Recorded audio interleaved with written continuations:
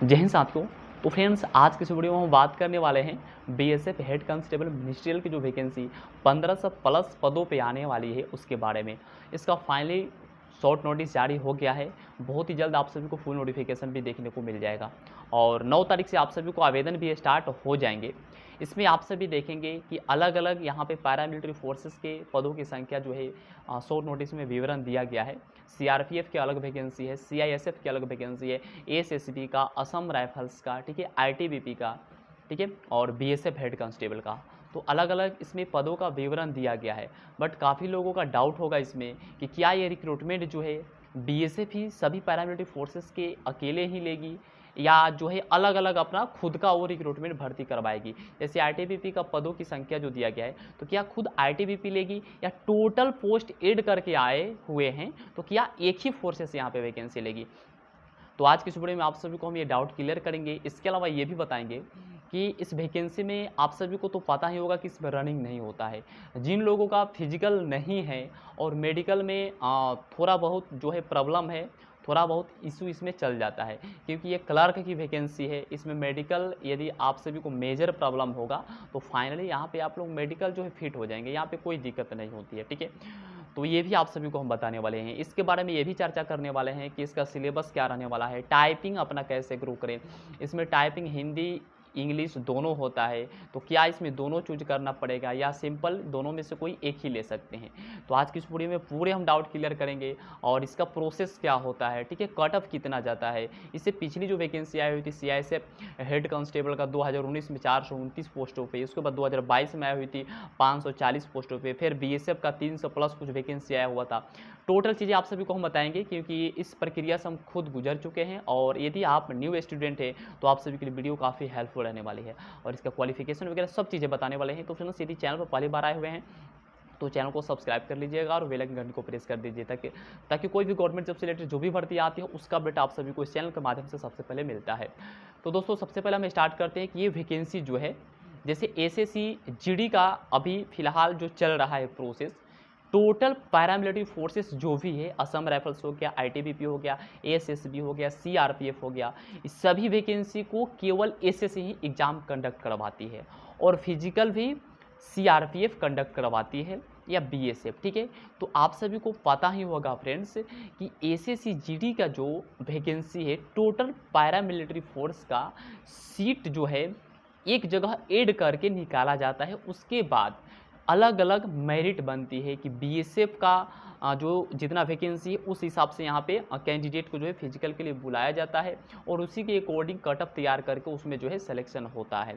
उसके बाद आप सभी को फॉर्म भरते समय वहाँ पे प्रेफरेंस दिया जाता है चूज करने के लिए कि फर्स्ट प्रेफरेंस आप सीआरपीएफ रखना चाहते हैं, असम राइफल्स रखना चाहते हैं या आईटीबीपी रखना चाहते हैं और आपका स्कोरिंग के अनुसार वहाँ पे वो पद जो है आप सभी को मिलता है, ठीक है। तो ठीक वैसे ही पहले एसएससी जीडी में क्या होता था कि अलग अलग पैरामिलिट्री फोर्स जो है अपने भर्ती को जो है भरती थी, यानी अपने पदों की संख्या को भरती थी।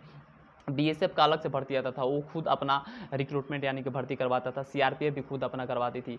तो इसमें क्या होता था, काफ़ी जो है फ्रेंड्स डिपार्टमेंट को दिक्कतें आता था, क्योंकि डिपार्टमेंट का खुद का अपना बहुत सारा काम होता है, उसमें भर्ती लेना भी पड़ जाता है। कम सीट 200, 250, 300 पे भर्ती लेने के लिए उन लोगों को काफ़ी मतलब दिक्कत होता था। इसी की वजह से जितने भी पैरामिलिट्री फोर्सेस से एक एसएससी को पूरा जिम्मा सौंप दिया कि जितने भी हम लोग यहाँ पे सीट आप सभी को बताएंगे कि इतना सीआरपीएफ में खाली है, इतना बीएसएफ में खाली है, तो आपको यहाँ पे एग्जाम कंडक्ट करवा करके हमको दे देना है और केवल हम फिजिकल यहाँ पे लेंगे, उसके बाद मेडिकल लेंगे, उसके बाद फाइनल मेरिट लिस्ट बनाएंगे, उसके बाद फाइनल हम सिलेक्शन जो है अपना ले लेंगे। तो यहाँ पे क्या हुआ कि एसएससी जीडी के थ्रू, एसएससी के थ्रू, स्टाफ सिलेक्शन कमीशन के थ्रू जितने भी पैरामिलिट्री फोर्सेस है, ठीक है, वो अपना अपना पदों का विवरण सौंप देती है और एसएससी अपना जो है यहाँ पे काम करती है, एग्जाम कंडक्ट करवाती है, अपना क्वेश्चन पेपर तैयार करती है और रिजल्ट वगैरह तैयार करके सौंप देती है विभागों की, लीजिए अपना ये हुआ, इतना बच्चों का सिलेक्शन इसमें जो है एग्जाम जो है पास कर गए हैं और आपका काम है अब यहाँ पे फिजिकल लेना, ठीक है। तो ऐसे ही प्रोसेस बीएसएफ, सीआरपीएफ, आईटीबीपी और सीआईएसएफ में भी होता था और एसएसबी में भी होता था। अलग अलग अपना क्लर्क का भर्ती जो है ये फोर्सेस अपना लेती थी। बट अब क्या हुआ कि कोई कोई फोर्सेस में आप सभी देखे भी होंगे कि किसी में 200 पोस्ट पे, किसी में 300 plus vacancy BSF head council ministerial में ही आया था 2022 में। तो उसके लिए कितना बीएसएफ का मशक्कत करना पड़ना काफ़ी दिक्कतें मतलब होती है, और विभागीय कार्य भी वर्क भी काफ़ी होते हैं। तो इसी की वजह से छोटी-छोटी पदों की जो वैकेंसियाँ आती थी तो काफ़ी वो लोग प्रेशर में हो जाते थे। इसी की वजह से यहाँ पे क्या हुआ कि सभी लोग अपना बैठक किए होंगे। अब तो ये एडमिनिस्ट्रेटिव रीजन है, प्रशासनिक रीजन है, वो लोग क्या किए होंगे क्या नहीं, बट जहाँ तक मेरे समझ से आप सभी को हम बता रहे हैं, बैठक किए होंगे और एसएससी के ही जैसे सभी जो भी डिपार्टमेंट है, अलग-अलग सीआईएसएफ हो गया, बीएसएफ हो गया, सीआरपीएफ हो गया, जिन लोगों का क्लर्क का पदों की संख्या जो खाली रह गया है, रिक्त पद हैं, उनको एक जगह यानी कि बीएसएफ को ही सौंप दिए कि आपको इतने पदों पे जो है वैकेंसियाँ निकालनी है और रिक्रूटमेंट यानी कि भर्ती करवानी है, ठीक है। तो वैसे ही बीएसएफ के अंडर में टोटल सीआरपीएफ का, सीआईएसएफ का, एसएसबी का, असम राइफल्स का यहाँ पे सौंप दिया गया कि आप इसका जो है रिक्रूटमेंट लीजिए यानी कि भर्ती लीजिए, उसके बाद आगे का प्रक्रिया करवाया जाएगा। हो सकता है कि इस बार बीएसएफ का मिला है, हो सकता है अगले बार सीआरपीएफ को भी मिल जाए, और हो सकता है कि कहीं ज़्यादा प्रॉब्लम हो तो एसएससी भी ले ले, जैसे एसएसजीडी का वैकेंसी आता है, ठीक वैसे ही एसएससी भी ले ले। जितने भी पैरामिलिट्री फोर्सेस जितना भी क्लर्क का वैकेंसी आती है वो अपने अंडर में एसएससी ले लेगी, एग्जाम कंडक्ट करवाएगी और उसके बाद दे देगी। पीएसटी वगैरह अपना जो है अपना फोर्स लेती रहेगी, या एक ही कोई फोर्स को दे दिया जाएगा पीएसटी लेने के लिए, बीएसएफ या सीआरपीएफ का। तो जहाँ तक हमको देखने से लग रहा है कि अभी बीएसएफ को मिला है, हो सकता है अगली बार सीआरपीएफ को मिल जाए, अब आगे का ये तो पता नहीं। तो ये चीज़ें हो गया, इसीलिए जितने भी पैरामिलिट्री है, जितने भी क्लर्क का पदों की संख्या है, वो टोटल ऐड करके बीएसएफ यहाँ पे जो है निकाली हुई है भर्ती। अब हम यहाँ पे बातें करते हैं कि इसका सिलेक्शन प्रोसेस क्या होता है। तो फ्रेंड्स, आप सभी को हम बता दें कि सीआरपीएफ हेड कांस्टेबल मिनिस्ट्रियल हो या सीआईएसएफ हो या यहाँ पे बीएसएफ हेड कांस्टेबल मिनिस्ट्रियल हो, ठीक है, यहाँ पे आप सभी को फिजिकल नहीं होते हैं। केवल यहाँ पे आप सभी को पीएसटी होगा, जिसको हम बोलते हैं फिजिकल स्टैंडर्ड टेस्ट, ठीक है। यानी पीएसटी यहाँ पे हाइट, वेट, चेस्ट मेजरमेंट करके आप सभी को यहाँ पे छोड़ दिया जाता था। अब यहाँ पे चेंज क्या हो गया है कि सबसे पहले आपका होगा CBT exam, computer based test, उसके बाद आपका होगा स्किल टेस्ट यानी कि टाइपिंग टेस्ट। जो कैंडिडेट यहाँ पे स्किल टेस्ट पास आउट हो जाएंगे उनका होगा PST medical final selection. Short notice के माध्यम से हम बता रहे हैं, बट पहले जो वैकेंसी आती थी उसमें क्या होता था कि सबसे पहले आपका पीएसटी होता था, जिसमें हाइट, वेट, चेस्ट मेजरमेंट किया जाता था, हाइट 1.65 मांगा जाता था और सीना नॉर्मल 77 मांगा जाता था, ठीक है, और फुला करके आपका 82 होना चाहिए। काफ़ी इसमें बच्चे पास हो जाते थे, और पेपर जो होता था ऑफलाइन मोड में होता था, जो कि सीआईएसएफ 2019 वालों को हुआ था, उसमें मेरा भी था, ठीक है। तो ऐसे होता था। उसके बाद यहाँ पे बच्चे लोग का यहाँ पे टाइपिंग स्किल टेस्ट लिया जाता था, उसके बाद उन लोगों का मेडिकल नॉर्मल होता था, फाइनल सिलेक्शन हो जाता था। बट इस बार आप सभी को सबसे पहले अब हो जा रहा है सीबीटी एग्जाम। सीबीटी के बाद आप सभी को यहाँ पे क्या होने वाला है फ्रेंड्स, आपका स्किल टेस्ट। स्किल टेस्ट के बाद आप सभी को पीएसटी होगा, और वहाँ पे बच्चे कम हो जाएंगे, काफ़ी बच्चे छट जाएंगे सीबीटी में, कुछ बच्चे छट जाएंगे, कुछ बच्चे छट जाएंगे यहाँ पे स्किल टेस्ट में। टाइपिंग तो काफ़ी टफ हुई होता है, और रह जाएंगे कम बच्चे, तो पीएसटी लेना मतलब बहुत प्रेशर कम हो जाएगा फोर्स के पास। नहीं तो सबसे पहले पीएसटी होता था तो काफ़ी संख्या में बच्चे पहुंचते थे, और उन लोगों को लेने में काफ़ी दिक्कत होता था, और डिपार्टमेंट का भी काफ़ी मतलब काम वर्कलोड होता था।